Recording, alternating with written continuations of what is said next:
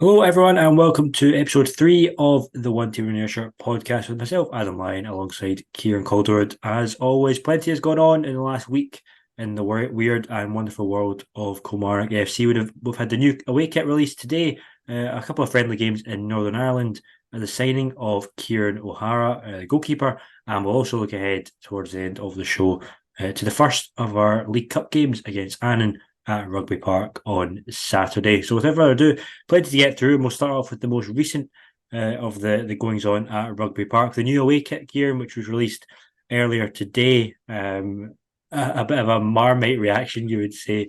Some good, some bad. Obviously, we knew it was going to be red. That had already been released, and we knew the kind of colour we were going with. That sort of classic Killy red that we've seen in it in a number of strips throughout the years. But what nobody knew was this sort of homage to Sir Alexander Fleming, who obviously discovered penicillin. He studied in Kilmarnock, such a figure of the town, won a Nobel Peace Prize, which not everybody does these days. So I mean, a really big figure and a really unique kit, you have to say, to incorporate the design of the penicillin, into the kit. And in my opinion, anyway, a really nice kit and a really nice message behind it. But I don't know what you thought. Are you on the side of the good, or are you reserving judgment until you see it in person? I agree with you with the whole kind of like the point behind it, and I think it's quite nice. Like it's an interesting story honoring like a Kilmarnock great kind of thing, because obviously the message is just like is in our blood, in our DNA, all that kind of stuff. So it's kind of keeping on theme with that. I like the red. The design, it's kind of cool to me. It's one of those ones that you don't know if it's going to be like a kind of serious kit or if it's just kind of like, as you say, it's kind of paying homage rather, um, to Alexander Fleming. So. It is a strange one. It's a bit of an odd one for a football top, but I'm not against it. Yeah. I've not seen too many pictures apart from the ones that are already out, of course. I prefer the home top still, but I think it's going to take something special to beat that home top. Yeah, it's a bit like you'd imagine that this kit would have been you'd imagine it as more of a third kit. Just a bit Hmm. like last year's was. The third kit was certainly out there, to say the least, with the Yeah. the sort of bus seat design. And I think we only saw it maybe two or three times throughout the season, so it wasn't as bad. But obviously, this is our full blooded away kit. We're going to see it 20 plus times during the campaign. So it's not one of these ones where it's more for a unique look rather than actual something that people are going to see regularly. But obviously, there's a lot behind it, as you say, in terms of the good impact it's going to have. There's going to be a lot of stuff done in local schools to try and promote Sir Alexander Fleming, which is it's not widely known in Kilmarnock and the sort of surrounding area what he did and the sort of impact he had on let's face it, millions, tens of millions of people around the world, and still is today. How vital penicillin is, across the world, and then obviously a portion of the jersey sales are going to the Crosshouse Children's Charity as well, which is one that's close to our hearts, obviously being with the hospital radio as well. So that's fantastic. And then the kit made out of 8 recycled plastic bottles, each kit. So we're sort of rolling a whole different, so many different things into this one kit here. You've got the design on one hand, then you've got the education element, the charity element, and the environmental element. So really sort of ticked all the boxes. I guess the main thing was for fans, really. I mean, we like all this stuff, but for fans, the basis is whether they like it or not. Does it look good? Would it be Hmm. something that they want to buy? Obviously, we're just coming off the back of the home kit, which had record sales, the most ever, in the last couple of decades, in terms of sales in the first sort of week and a half. To then go to this, which is certainly a bit bolder, a bit more out there. Will fans buy it in as big numbers? Probably not, because it's the away kit. So yeah, it's certainly been had a mixed reception, shall we say? But as we say, you think that it's not too bad, and all these sorts of messages and the uniqueness of it probably transcends the actual look of it, I guess. Yeah, I definitely say that. It's got quite a lot of good social causes attached to it. As you said, with like the Crosshouse Children's Hospital just alone, it's a good thing. It's well known that Kilmarnock Football Club is in association with Crosshouse. They do so much stuff. You see it throughout all their socials, and of course, us too, as well as Andrew, work for HPSA or rather volunteer for HPSA. So yeah, it's all good. It's all community based, environmental based. you can't really complain about it. You might think that's a bit of an odd design choice, but end of the day, it's for a good cause. So got to kind of back it. Yeah, no, absolutely. And, that's now the home and the away kit's released. The rumours are that the third kit is just going to be a sort of rehash of last year's bus seat kit, maybe a wee bit different. But we don't seem to be in a brand new third kit, which is fair enough because it's only worn once or twice throughout the year. I don't think it sells particularly well anyway. So it's probably not worth the effort and the expense to make a new kit and, get loads of orders shipped in when it's actually not going to be that prominent throughout the season. So that's all that the kit news anyway. We'll wait on that third kit, but I'm sure the away kit, you can let us know what you think of the away kit as well. And I'm sure everyone's given their opinion on that. We'll move on to football matters, starting with the two friendly games over in Northern Ireland against Glentoran and Linfield. 1-0 losses in both those games. Obviously, not getting on the score sheet, not ideal. Not keeping clean sheets in either game, also not ideal. Obviously, we were there. We can only see what's read in social media, but from the sounds of things, neither performance was particularly great. We're obviously missing a couple of key players: Kel Vassell, Rory McKenzie. Obviously, not really got a first choice goalkeeper as of yet either. Derek McInnes still, experimenting with different formations. He seems to be going still with this five at the back, with the three centre backs, and then seems to be Fraser Murray and Dan Armstrong as wing backs, and Matty Kennedy as well coming in to that position as well. So all people say friendly games don't matter, Kieran, and the score doesn't matter. The performance still has to encourage the fans, doesn't it? And based on the reaction, apparently there was some booing at the end of the Linfield game in particular. It's not the best start to get off to when fans are showing displeasure. In friendly games before the season's even started. Yep. You say it's friendly games and the friendly results don't matter, but it's a slight inclination of what to expect. And of course, there probably shouldn't be too much negatives behind it. You're allowed to be upset at the fact that we've lost 1-0 on both occasions. But at the same time, it's an unfit, like unwelded together side that haven't really played that many games together. There's a lot of new faces coming in and around in those games as well. We had a bunch of trialists going on. The most kind of upsetting part is that we didn't get a goal because even if it was like a draw or something, Yeah. you'd be like, oh, we conceded, but we pulled one back, or we took the lead, but we conceded, kind of thing. So a wee bit sloppy, but there's signs of life. Whereas not scoring any goals, it's a little bit like because we weren't that prolific last season either. We really just kind of picked up towards the end of the season with Vassell getting those goals that saved us from the drop. So it's a little bit kind of worrying, but it's not the final squad. It's not the final article. There's a lot still to come. There's still time, and we've got these games to look forward to in the cup. They kind of get us eased into a bit more of a competitive atmosphere with what should be teams that are under us. So it should hopefully balance itself out. But I understand the people that are annoyed. I understand what the people are saying that aren't annoyed. Why just kind of trust the process? It's just a pre-season friendly kind of thing. Yeah, yeah. I think most people would say that it was an overreaction, from the fans. Obviously, they were there and they experienced it. They had to sit through it, and that's fair enough. And there's a lot more on social media, and especially on the forums. Following the game, which there always is. A lot of negativity, and I think it just shows you that. And Callum and Paul touched on this in the Forever and Ever podcast at the start of the week, but Darren McInnes has got no.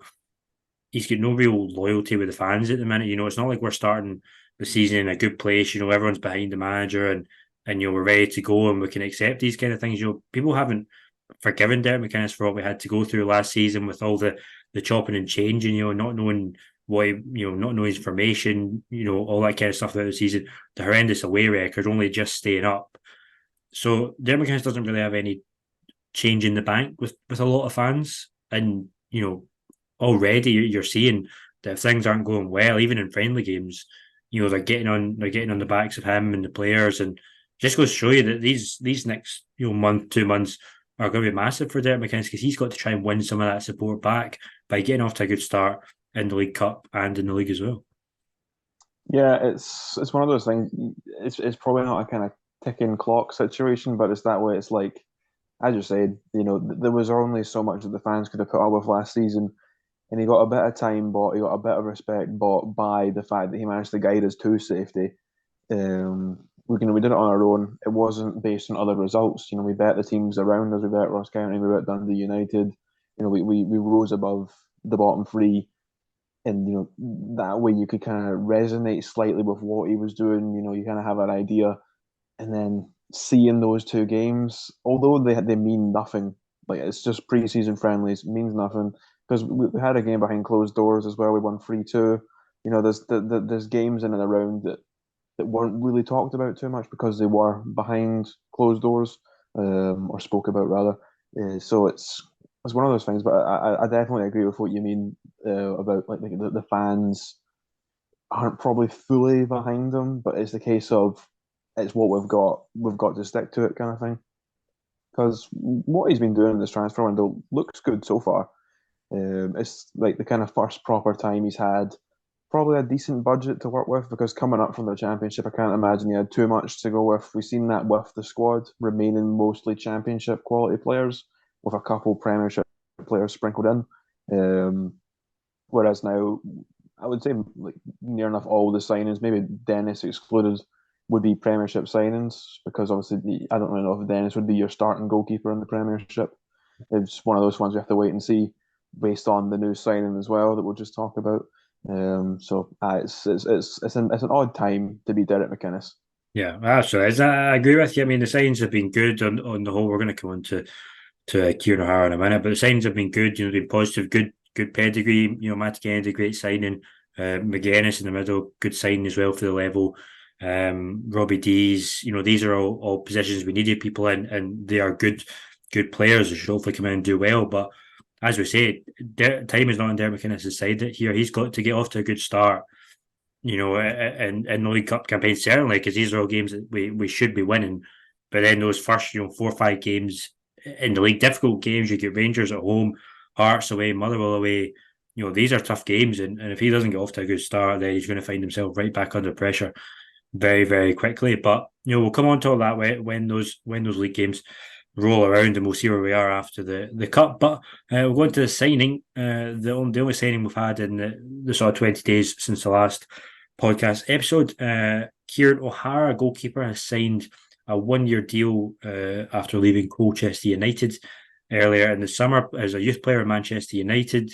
Then he played for Morecambe, Macclesfield, Burton Albion, and a couple of other teams as well. 27 years old, so a good amount of experience, a lot of games played in the English lower league. So you'd imagine that he's coming in as our number one signing. Thankfully, those rumours about Alan McGregor never came to fruition. I think all Kelly fans are quite relieved about that. So you'd imagine this is going to be, the number one. We have Dennis as the backup.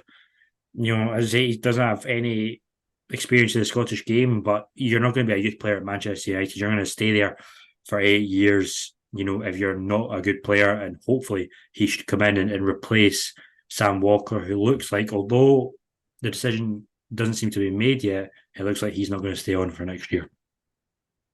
It's one of those things. Firstly, you got to say it's regardless of what Sam Walker decides to do, you've got to give him only thanks for the job that he did. Because in the championship season, we relied on Zach Hemming so much, and we had high hopes for Hemming in the Premiership, but Sam Walker came out from nowhere and just pulled out probably out with the kind of top teams goalkeepers, probably the best goalkeeper performance of all the rest. You have to say he was one of the strongest contenders for just decent all round goalkeeping. Distribution a little bit here or there, but we won't talk about that too much. But a big thanks to what he did and the part that he played for keeping us up. But a decent signing with his goalkeeper. I like it. With Sam Walker as well, he was a keeper that was a bit up there in age. He wasn't the youngest goalkeeper. Kilmarnock have had a decent run of keepers throughout the past few years, without excluding the obvious ones that didn't really make their mark too well. And as you said, he's coming from good experience. He's got good pedigree with the Manchester background and all that teams around about the League One. You the League One, and I think a couple of League Two teams in there as well. You were mentioning. Yeah. Like that, it's still good experience because, like, although that's League One and League Two in England, the kind of side by side comparison to up here is probably a lot closer than you would kind of think.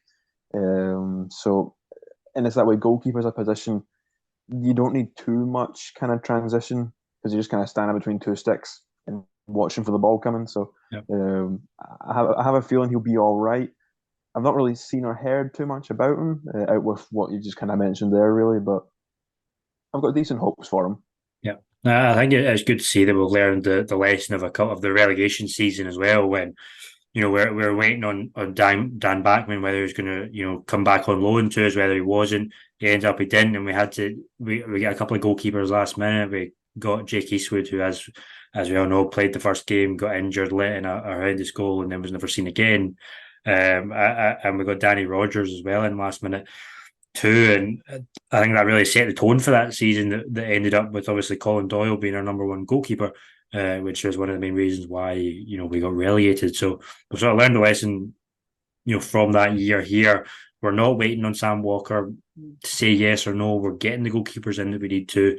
If Sam Walker says yes, then fair enough. He'll obviously still have that, but you'd imagine, as we say, that deal will be taken off the table pretty soon if he doesn't make up his mind, and maybe he has already. We don't know, but we're being decisive about it. We're getting two goalkeepers in, two decent goalkeepers, one number one backup, and that's that. And we're not waiting to the last minute before the season starts to get that sorted. So another bit of good business from Kelly and a good transfer window so far. And we just have to hope that the team and the signings live up to the expectation and start off the season well, which brings us nicely on to the League Cup, which starts on Saturday. Thankfully, one of the sort of you'd hope simpler games to start us off the campaign. Obviously, the games against Dundee and Dunfermline, and Wraith will be the two hard games right in the middle.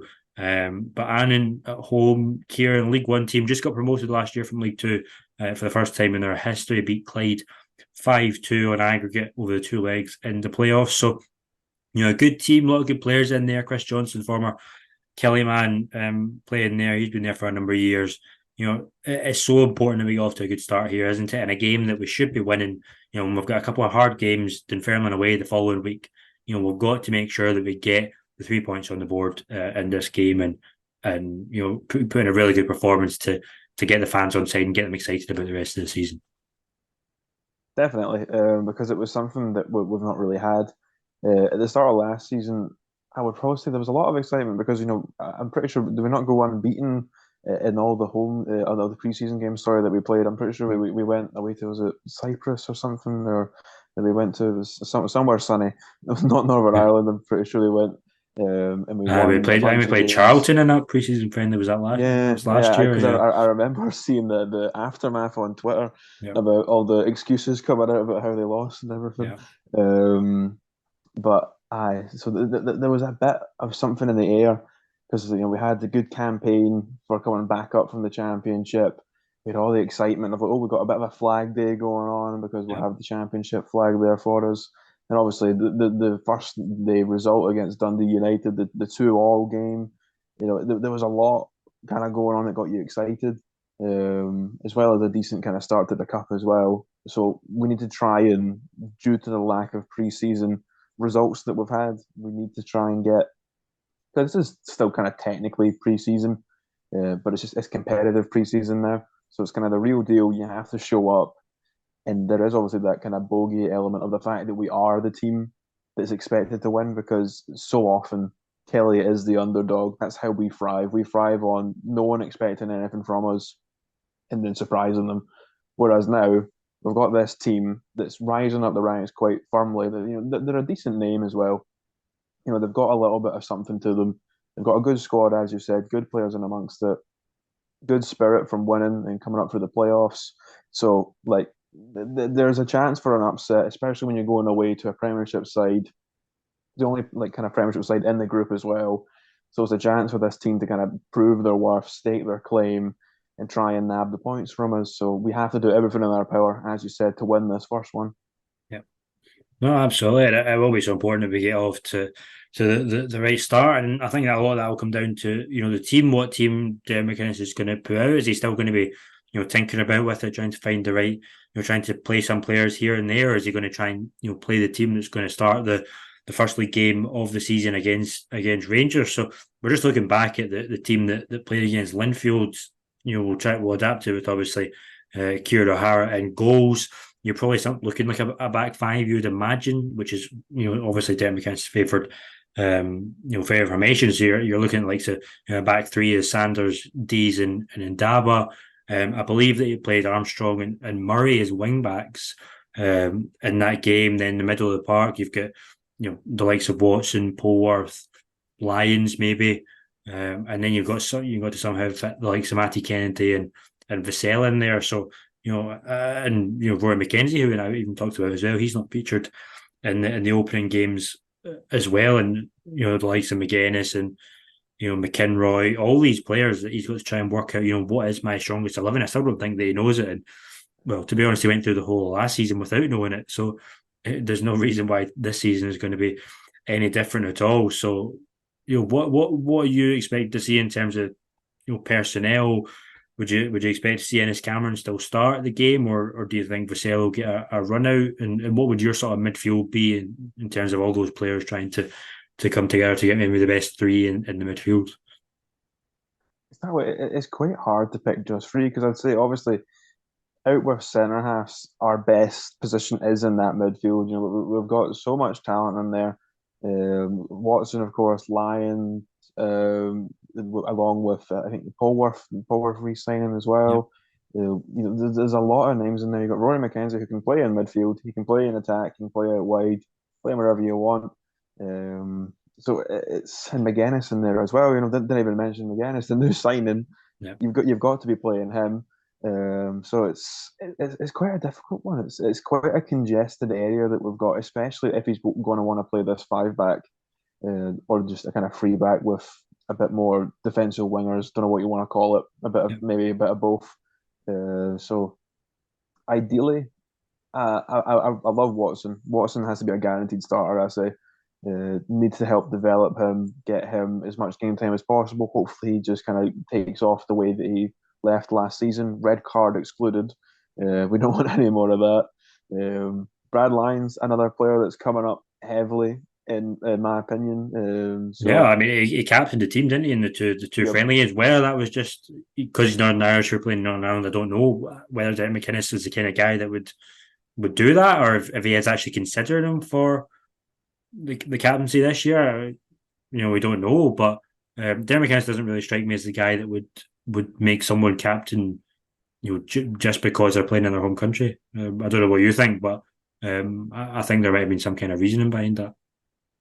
I agree with you. I don't know why you would do that. It doesn't make sense to me. Why you would make a Northern Irishman the captain if you're playing in Northern Ireland. Yeah, I feel like he's not going to make Brad Lyons captain, but I think it might be a wee kind of like a wink or a nod that like I have faith in you, I've got trust in you, yeah, show them what you can do, kind of thing. Of course, he didn't really get the chance to do that. It's two preseason games, two poor results, nothing really going for him. But you heard in the interviews that he gave himself the pride he felt in just leading his team out in his home country, even if it was in preseason, was large, and he had a lot of pride in what he was doing. So it's one of those things. I think he's going to feature a lot more. yeah. He's been one of those kind of fringe players for quite some time now.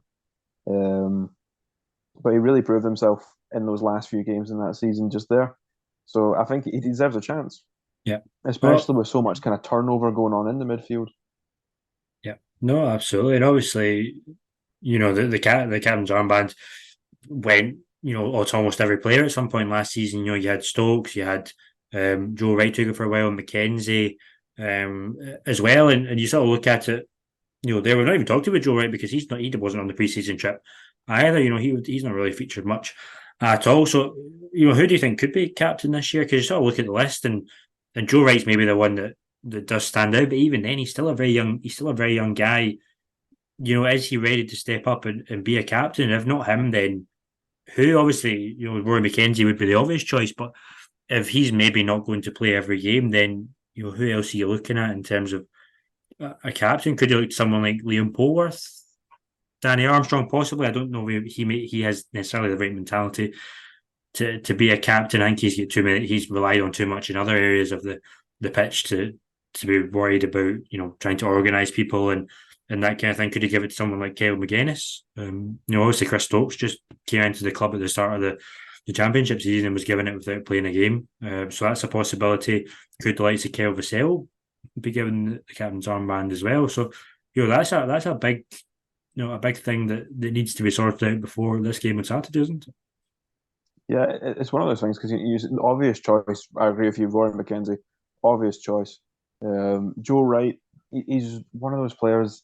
He seemed to be the kind of sidekick of the centre backs because we had Ash Taylor last season who was there. Although he wasn't like on the same kind of par, like technical wise, like Ash Taylor was such a big character. He was a leader. He was a captain. He deserved that armband. I'm still quite stumped about the decision that Chris Stoke was instant captain. Yeah. I'm still a bit confused by it, to be honest, even though it's been years. Yeah. So Rory McKenzie would be my number one choice, but then it comes to that point. If you want to play Rory McKenzie out wide, he's got a battle up against Kennedy. He's got a battle up against Armstrong to get in ahead of him. If you play him in midfield, he's got to get ahead of Watson, Lyons, Paul, Worth, McGuinness. He's got to get ahead of all those names as well. So he's although he's good, Rory McKenzie, is he better than those players? Is he going to be starting? Are you giving him the armband and he's not going to get to wear it half the time? It's those kind of questions you've got to ask as well. Is who deserves it? Because it's got to be a player that's going to start. Because it's got to be someone that's got to get familiar with everybody, know what they're like. Armstrong comes to mind because he's going to be a player that is going to be starting, but he's too fiery. He'd probably be quite good, like if we were winning or if we were a draw. But if we're behind in a game, I don't see him being the kind of man to like pick everyone else Yeah. up, Yeah. and make them go forward. So Liam Polworth does fall into mind as well, but it's quite a short list because even Kyle Vassell, I'm not sure where his mentality is at. He's a workhorse completely, but would giving him the armband perhaps give him too much to do because he runs around like an absolute madman when he's playing on the pitch. So do you want him to be kind of distracted and like trying to do other things as well as trying to focus on stuff? So you're looking at probably a Rory McKenzie or a Joe Wright or give it to one of the new guys. And even at that, it would either be McGuinness or, I don't even know, to be honest. But as I said, it's quite a short list. Yeah. Well, hopefully that question and many more will hopefully be answered on Saturday as we take on. And if I had to give you, rush you for a prediction for the game, what comes to mind? For Saturday, what comes Yeah. to mind? Yeah, I'll be optimistic. I'll say like a 2-0. You know, that's what I Optimism. was going to go as well. So maybe that's in the mind. I think an Armstrong penalty and a goal from Vassell as well. Go. I think Fantastic. nothing fancy. We're not going to put in an amazing performance, but just something solid to get us going and something to build on. I think would be warmly welcomed by everyone. I think would be Absolutely. the idea.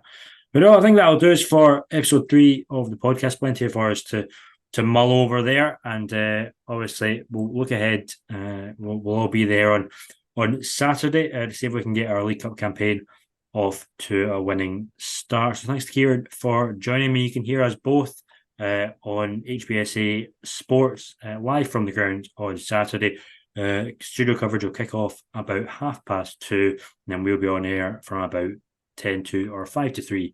www.hbsaradio.com/football. You'll get us there, and you can listen to the full game live if you're not going to make it to Rugby Park. But with that said, we'll be back for episode 4 next midweek to digress what was hopefully a win against Annan, and we'll look ahead to the upcoming League Cup games as well, including that big one against Dunfermline at East End Park. So thanks everyone for joining, and we'll see you next time. Bye.